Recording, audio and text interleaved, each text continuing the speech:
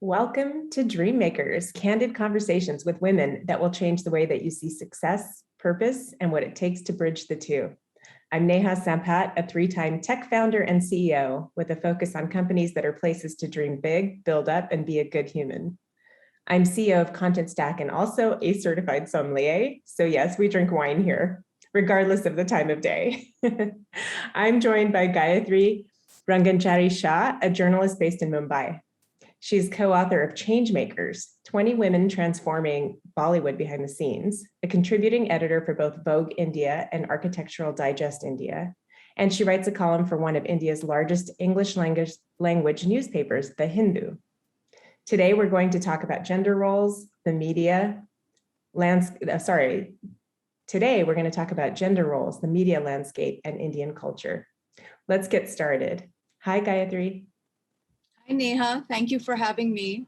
I'm so excited that you're here. You're officially our first journalist guest. How does it feel to be the one that is the focus of the interview this time around? It feels a little strange, to be honest. You know, it's definitely a role reversal that I haven't sort of played very frequently. I'm used to asking the questions, not necessarily answering them. When we had the interview together for Vogue India, I had so much fun in our conversation that I felt so compelled to have you on the other side and learn more about you and your journey. So I'm super excited that you're here. And it is 8 in the morning, my time. What time is it for you? It is now 6:45 p.m. in the evening in Bombay. And actually, it's interesting because we have thunder and lightning as we speak. Oh, wow. We had rain overnight here in Austin, Texas as well. So similar weather, different time zones for sure. You're in a much more respectable time zone for drinking wine. But in order to accompany you, I have broken my rules and I am going to have a few tastes of this wine with you. So both Gayatri and I have a bottle of Arros from York Winery with us. Mine is a 2015 vintage and Gayatri's is a 2018. And this is actually one of my favorite Indian wines. We were talking about it before we started the show. And it's interesting, I've kind of watched the journey of Indian wines over the last 15 years since we started doing business in India. And every year it's sort of evolved a little bit more and more, and it's become a lot more enjoyable over the years, and actually something that I look forward to now when I go to India. And so this wine is actually one of my favorites from all of the red wines that are available in India. Again, it's called Arros. I'm going to try to show the bottle for those that are following along on video. It's hard to see with the background. But my background here on the Zoom is also a background of the winery where this comes from. And I think one of my favorite things about this is it's a family-run, family-owned winery. And the original founder of this winery had a dream of building out a nice winery in this region in India, in Nashik. And they had a few children and wanted one of them to take the lead in turning this into a world-class winery. And so the father asked 16-year-old Kailash Gurnami, who at the time, didn't really know a lot about winemaking or wineries or viticulture, if he would be willing to take the lead for the family and learn about winemaking. And so a few years later, he went to Australia to learn about winemaking, came back at 23 years old to India, and he became India's youngest winemaker at the time and has since gone on to build a beautiful wine. And so we're going to taste it now. And this mine is 90% Cab, 10% Shiraz. Yours will probably be a slightly different blend, it might say on the bottle. Yeah, I'm just looking it up, Neha. It says it is 24% Cab and a 76 Shiraz blend. Okay, so completely flipped actually in terms of the blend. So that should be interesting. Cheers. Thank you again for being on the show.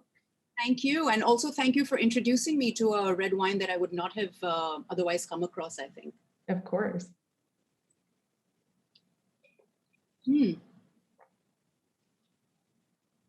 It's a pretty big wine for early in the morning. And normally when I do an international guest, I'll try to do a white wine, but I had to have you try this one. And also I happen to have carried a bottle with me from India. Getting an Indian wine in the US is actually not super easy. So I wanted to have something that we could both compare. But this is a big enough wine to have with like a pretty large meal. I do like to have a glass of it just by itself as well, or even with like, some like really sharp cheese or something to cut through it. But it's a big bold wine, and lots of fruit in the punch, a little bit of oak as well. Are you getting some of that oakiness? I'm definitely getting the fact that it's quite oaky. And I probably should have just regulated the temperature a little bit more, so because here now it's actually quite humid and warm in India, in Bombay rather. So perhaps this wine could have it's actually very drinkable, very nice, but maybe I would have chilled it slightly. Makes sense. Yeah. Awesome. Well, let's jump in and learn a little bit more about you, and we'll continue to revisit the wine. I know you had yours breathing for a while. Mine, I just opened, so that also causes a little bit of difference in the flavor profile. But so when we met, obviously you were interviewing me for Vogue India. And what I loved about our conversation and about your work is that it's both aspirational and inspirational. And for your Vogue series, you focused on Indian women who had achieved a certain level of success in the business world. I'd like to learn a little bit more about why. So Neha, we have a strange conundrum going on in India, whereas we have grown as an economy.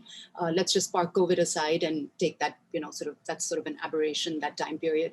But as the Indian economy has grown, women in India have been dropping out of the workforce. So you would imagine that the graph would sort of track and correlate, but actually there's been an inverse relationship. And so we've actually gone from having 27% of workforce participation by women drop further. And now the stats are quite alarming. It's about, I think the latest thing I might have read was about 17%.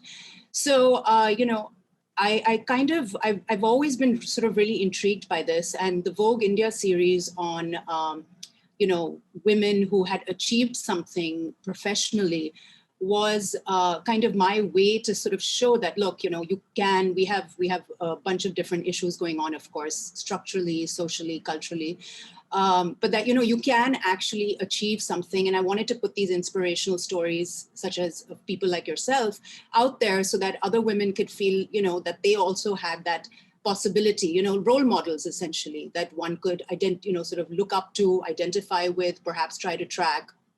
And that was the kind of the genesis of that series. That's alarming, to say the least, the numbers. And I know now we're hearing a lot about the Great Resignation, everywhere around the world, and people kind of falling out of the workforce. But that's alarming that so many women have fallen out in India, and kind of expect the opposite to happen. So hopefully you're making an impact there, and we all can as well. You wrote the book Changemakers. Let's talk a little bit about the book and what drove you to write that book. Look at that, beautiful. I'll have to get a copy. I wrote this book with a very close girlfriend of mine called Malika Kapoor, who is now based in London. At the time that we wrote this book, I was in Bombay and she was living in Hong Kong. So it was a very interesting project to take on from two different geographies. Wow. And we sort of wrote this book essentially to sort of shine a light on women who are really influencing popular culture in this country. The Hindi film industry, popularly known as Bollywood, it has enormous influence on the way Indians sort of digest popular culture. Let's say, it sets trends in fashion, music, dance, what have you. It portrays the kind of the narrative that society is grappling with on particular issues as well. So, we wanted to, again, to go back to that point of women dropping out of the workforce. Malika is also a journalist, and what we found in our sort of initial research when we were thinking about this book is that while, Indian women are not working as much in this particular industry, Bollywood, the film industry, which has historically been quite hostile to women, has not been very welcoming to women. Actually, there were a lot more women present and a lot more women working on film sets. And that's sort of, why we decided to explore this topic in further detail. We did not want to focus on any of the movie actors. They get a lot of play and amplification. What we were really interested in were the women who were really, a film unit is hundreds of people working together. And we were really interested in the women who were sort of helping to bring some of these projects together. And that's why we sort of undertook this, this behind the camera, so to speak, women working behind the camera, not in front of it. What were some of your learnings? I know that it was important for you to focus on women behind the camera and kind of focus on not just the stars, but looking at the others that kind of bring together the whole scene. What were you hoping to achieve with that? What did you learn? Well, I think that one thing we've learned is, everybody's always fascinated by the glamour of the movie business, whether you're in Hollywood or in Bollywood. But I think what, we learned was how incredibly professionalized and hardworking this community of creatives are. Of course, both men and women. That it has definitely become much more professionalized in the past 20 years. It used to be kind of like a scrappy sort of industry. It was not even recognized as an industry by the government of India till the late 80s, by the late 90s, sorry, I beg your pardon. And so these people could not get financing to fund films. And so that was part of the reason that the reputation of the industry was quite poor, because they would need to kind of get financing from all sorts of strange quarters, the underworld and all of that. Once they got recognized as an industry, they could approach banks and other financial institutions for funding. And that started to help professionalize the entire, business. And because of that, you started seeing people from quote unquote, backgrounds I would never have considered the movie business as a professional career path coming into it. Kids who were brought up, in sort of army children, for example, or children of doctors or whatever, whatever it might be, people who went to university started getting attracted into the field. And that's how you've had really kind of an explosion and sort of great content coming out of the business now. That's incredible. And it's interesting that so many different backgrounds come together to produce film. And it's interesting that you uncovered some of that. When Malika and I were doing our research, we came across the case of a woman called Charu Kurian, who as recently as 2014, won the right for women to work as makeup artists in the movies. Before that in India, you could not, if you were a woman, you could not work as a makeup artist in the movies. I know it sounds insane, and that's exactly what we thought. We were like, are we reading this right? So Charu was a young woman who wanted to work as a makeup artist in the movies, and she went and she spent a lot of money. Her parents took out loans and all that, and she became a professional makeup artist. And then she moved to Bombay. She's originally from Delhi, and she moved to Bombay to basically start out her career.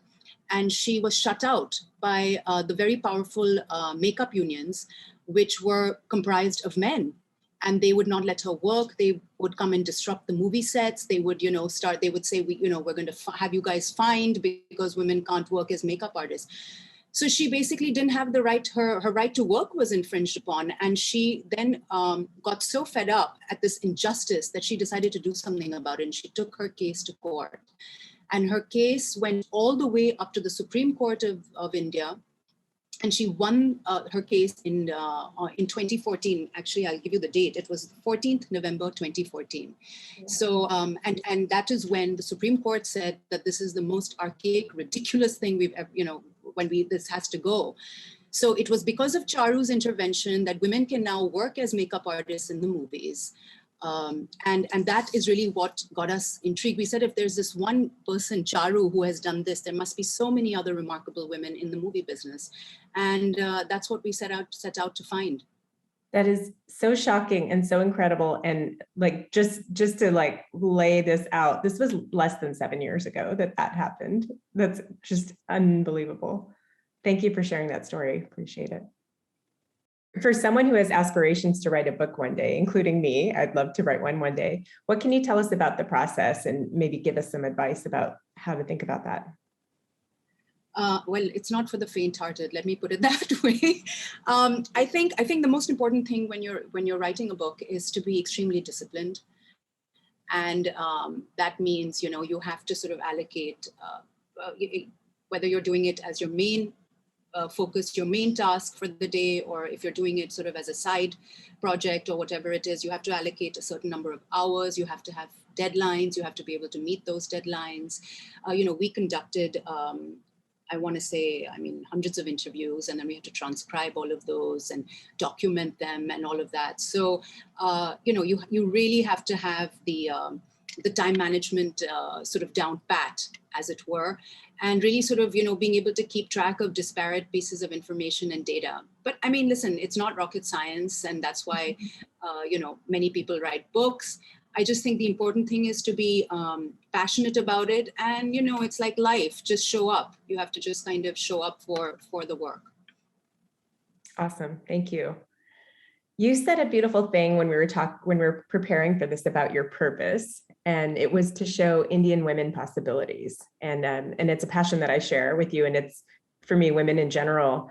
And we talked about that a little bit, but it's also to show the world the beauty of India and what India has to offer. Can you talk a little bit about that?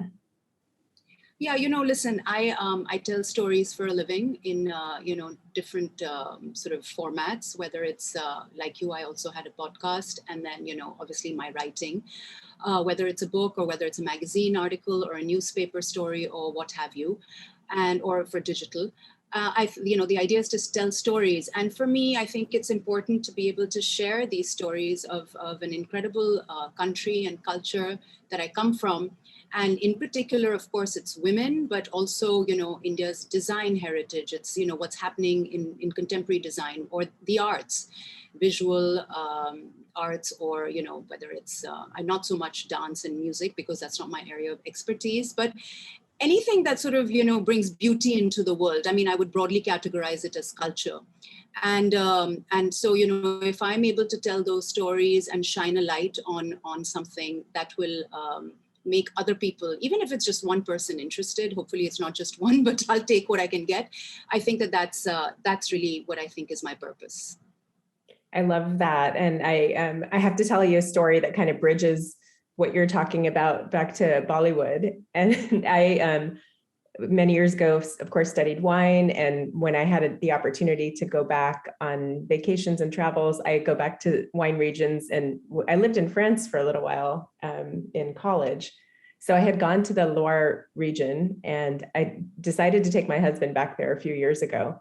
So we rented these bicycles, and we were going from one of the wineries to another. And there's a lot of castles there, and it's such a beautiful landscape. And we're on our bicycles, in the midpoint of our journey, and decided to pull over to pick up a couple bottles of water from like a petrol station. So we walk in, and literally there's nothing there besides like a refrigerator that had some ice and water, and then a case. And in the case was these DVDs with Bollywood films. And it was only Bollywood, there was nothing French. And I, in my broken French, I asked the guy, like, what's the story behind this? And this was just a tiny little town in the middle of Loire Valley in France. And he said, everybody here is obsessed with Bollywood. It's like nuts. This whole town is obsessed with Bollywood. And it was so shocking to me that this tiny little town in France would have that obsession. And I just thought it was so cool that, that awareness existed, but that there was a love for our country and our world, even though it was seen through the eyes of Bollywood, which is not reality, but still, I thought it was really cool and interesting. So I had to share that because it kind of brings it all kind of full circle. That's a wonderful, wonderful anecdote. And I think that that's something that so many Indians find, that's why we call it our soft power, because you can go to remote parts of Africa or Asia, or in your case, you've gone to a remote part of France. And you find that there are these, these strange moments where people know either a movie star, or they know some song, or they know something, have seen some film and they've watched it on repeat, all of that. So I think it's really quite wonderful. Very cool. Gayatri, do you consider yourself a dream maker? Ooh.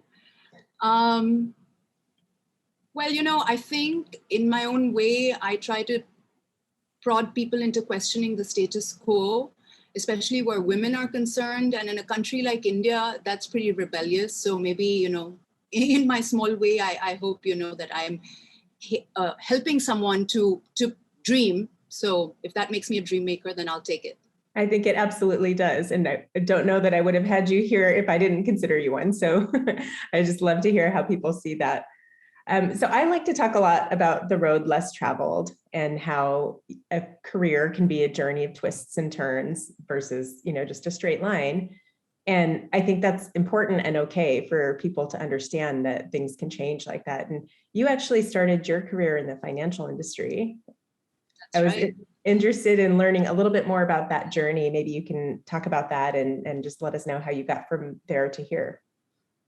So I think I'm a living embodiment of sort of someone who has had a kind of a very strange career path. I never really thought of journalism as a career when I was in college or anything like that. I've always loved to write, but, and obviously was a big consumer of the news, but never really saw myself in that role. I went to undergraduate and graduate school in the United States. And, I went to, I attended a small but oldest women's college in the United States called Mount Holyoke. And after I graduated from Mount Holyoke, I had a degree in economics and political science. And then I knew that I wanted to live in New York City. So, and I needed to be able to afford that dream, since we're on the Dreammakers podcast. So I was like, I need a job that's going to be able to support me. So I went and I sort of, did interviews on campus, all of that. And I ended up getting a job as a management consultant. So I joined, a firm that was starting its New York office. And that was really the beginning. So I was a management consultant for a number of years. And then but, and by the way, one of the best parts of my job was not the strategy stuff and all of that, which was fine. That was interesting. But we had the intranet in the office in those days. And I used to love writing movie reviews because in those days, I used to watch a lot of movies. So I'd watch, and then we'd sort of exchange notes on this office intranet. And it was always so fun. And I was like, I really, miss writing. Writing PowerPoint slides and stuff is not that much fun. So on a lark, I applied to Columbia to the journalism program and I got accepted. So instead of going to business school, which is what a lot of my other colleagues did, I wasn't even sure I wanted to go get an MBA. I went to Columbia and I got a degree in journalism. But the problem is that once I graduated, the people who wanted to hire me were the business publications. And I didn't really want to report the business stories. That wasn't my idea of fun. So then I went back to my old firm, my consulting firm, and I did media consulting with them for a while in London and Cambridge, Boston, whatever. I bounced around a little bit. And then I ended up back in London for some personal reasons. And I saw an ad in the Economist newspaper. Stuff like this, I can't, it's like, sometimes I look back and I was like, did that really happen? And there was an ad for leading policy analysts at the Treasury, the UK Treasury was interested in hiring. So I sat for a written exam and then I went in and I had a bunch of interviews and I got this job and I became a British civil servant. And the Brits are really interesting because they allow Commonwealth citizens, I'm a citizen of India, to work in their government in certain departments. So the Treasury is one of them. So I worked on public sector pay issues and the teachers were going to go on strike. It was really kind of interesting because you're reading the stuff in the news, but then we're working on how do we balance the budget and how can we pay these public sector workers and all that? How do we pay these teachers and make sure they don't go on strike? So it was super fun. But then I wanted to be back in New York. And so I moved back and I took, I obviously could not hold on to that job since I wasn't in London anymore. And I got a job as an equity analyst at Deutsche Bank. So at Deutsche Bank, I was covering household and consumer products companies. So companies like Colgate and Avon and Procter and Gamble, companies like that. And so I had to write these 100-page research reports. And that was actually super fun. Because I got to do the writing part, right? So I still have some of those reports lying around. I don't even know if banks do these things anymore, but they used to back in those days. And then my husband and I decided to move to India. So when we moved to India, this is now we're talking, I'm kind of old now, so 15 years ago, I moved here and then I didn't have a job, and I was like, I have to work. I've worked my whole life. And then I was like, I do have that journalism degree. I should probably try to use it. So I was really fortunate. There, it was sort of the time when a lot of these overseas publications were setting up shop in India. So it was, now of course the media landscape has completely changed in India, but at the time it was sort of a good place to be. So I ended up getting a job at a magazine that was about to launch. And then maybe in a couple of years, I just quit and I went freelance. And that's when, and I've been freelance ever since. So that's kind of a really long-winded way of telling you I had multiple jobs and did many things, and then eventually became a journalist.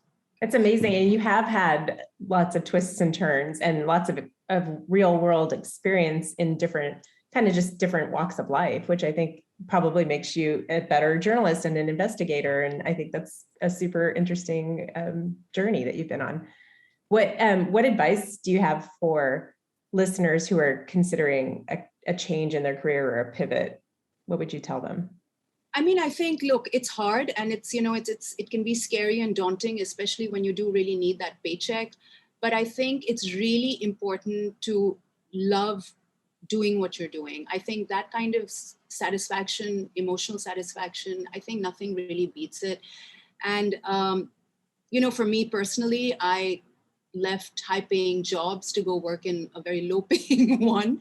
I was able to do that. I realized how fortunate I am that I could make that happen for myself. And for many people, that's not even a choice, right? You have to kind of do what you need to do in order to kind of get by. And people stay in jobs because of, health insurance reasons and all of that. I know the reality of the United States, for example, and frankly, even in India. But I think if you have the opportunity and you're able to take the risk without impinging on your family's needs and your own personal needs, I say go for it. Try it out. At worst comes to worst, it won't work, and then you can go back to doing the thing that was keeping you steady or whatever, stable. For sure. I mean, that's almost spoken like an entrepreneur, and that's the advice I often give when people are considering, starting their own thing. I mean, you kind of just have to give it a shot and see what it does for you. So you mentioned that the media and journalism industry has evolved and changed quite a bit over the years. What have you observed there? Oh my God, don't become a journalist. No, I'm listen, I'm certainly not an investigative journalist, and I don't do the really tough work that, so many incredible journalists around the world are doing. And of course, that 2 journalists won the Nobel Peace Prize this year, which is just remarkable. And it's really a shot in the arm for everyone who toils away, speaking truth to power, to governments that are, authoritarian or unwilling to kind of, be open to criticism and dissent. So, like I said, when I first moved here to India, there were a lot of companies that were setting up shop. Condé Nast showed up here, and then Pub started a bunch of India titles, and similarly with other publications, Harper's Bazaar, all of them talking about fashion journalism, but also other things. And of course, digital became a big thing as well, right? The internet exploded in India. Television channels proliferated in a crazy way.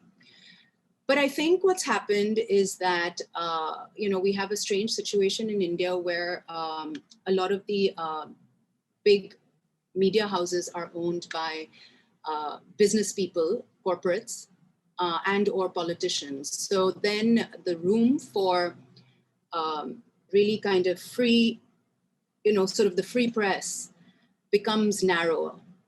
And, it's not just in India. We see it happening in places all over the world. In the United States, small papers, metros, things like, I've sort of folded. The economics of running a publication or a media outlet are extremely stressed. Advertising just doesn't exist. Everybody's getting their news on Twitter, and everybody's a journalist. Anybody who has a phone is a journalist. So, it's what is the, so it's definitely a time period for the profession where I think the professionals are feeling a little, I would say the sentiment is not, it's not a buoyant sentiment. Let me put it that way. And you kind of mentioned this, but social media has had an impact, of course. What are some thoughts about the contributions there? Well, the thing is that these bloggers and influencers and people like that have, sort of, in a sense, kind of made the role of the journalist just fall by the wayside, right? So, and then, and I think that's part of the problem. So, how do you know, like, how do you know what is like? It's interesting you're asking me this question because it's something I wrestle with, and I was just on this trip with a bunch of fellow journalists, about 5, 6 of them, and we really were talking about this issue. Is how do you distinguish really good editorial content from something that someone is just pushing out there because they were paid, or and it's digestible, it's in 15 seconds or 30 seconds or whatever. Who's going to read the 800-word piece? Forget the 1,500-word piece or the 2,000-word piece, or whatever.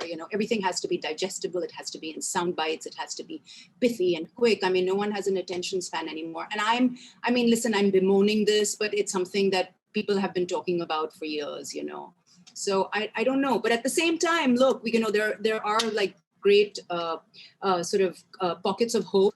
The New York Times has subscription levels have gone up significantly, while Trump was in office, and now, and that's continued. So, and people the people who want to consume good media will continue to consume it. It's just that how do we separate the noise? There's just so much up now. I have a prediction, which might be just opinion, but I believe that there's a craving for good journalism and for truth and for some level of investigation again, which probably got prompted by a lot of the political landscape that we've all experienced globally for the last several years.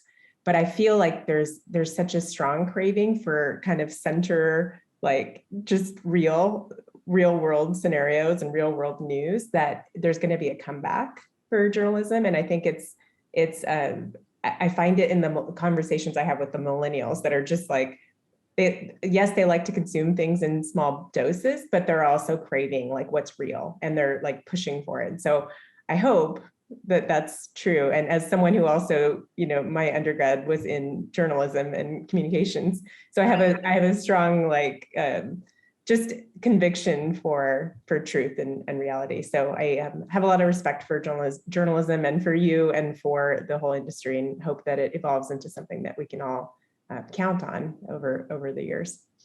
Absolutely. So I'm going to move into rapid fire, and I like to ask my guests a few questions at the end of every episode. So I'm going to start with this. What is your wake-up song? What gets you going? Sunshine Reggae by Laid Back. This summer, it was playing on repeat. A girlfriend of mine from LA introduced me to it, and then I just love that song now. So it's a wonderful song. Awesome. I have not heard that yet. I will add it to our list, and we'll maybe play it on repeat myself. If 19-year-old you asked you today what they should read or listen to, what would you say? I would say We Should All Be Feminists by Chimamanda Adichie. I think that's just a wonderful manifesto. It's a quick read. Everyone should read it. Awesome. Thank you. Is there a wine that you would recommend? So this summer I spent some time in Italy, and I think that I probably drank this wine like water. It may not be the best wine in the world, but it's extremely easy and wonderful and light to drink. It's called Didimi, and it's the Malvasia grape. It's grown in this remote, it's basically a Sicilian wine. Oh, wow. Awesome. Great recommendation. I love the Malvasia grape. And the thing about Italy is like, there's so many little pockets of wines that you might not find anywhere else in the world, because every acre is like slightly different. So kind of a beautiful thing. What should our listeners do tomorrow to help them become dream makers? I would say go help someone, say something positive and upbeat to someone, that they come into contact with. I think right now the world needs a lot of kindness. I feel the atmosphere globally is so vitiated. There's so much negativity, and, everything is so polarized, that I think that if we, every day, if we have we do one little act of kindness, say something that can help someone. You never know what someone else is feeling. And I think COVID and the pandemic have really sort of stressed people in so many different ways that I think, and that's all very doable because it's, that's in your hands. Thank you, Gayatri. The world needs more kindness. I couldn't agree more. That was beautifully stated. And I really appreciate having you on the show. This was so much fun. Hope you had a good time as well. I did. It wasn't as difficult as I thought it might be, being on the receiving end of the questions. So thank you.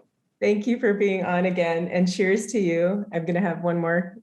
Yes, cheers.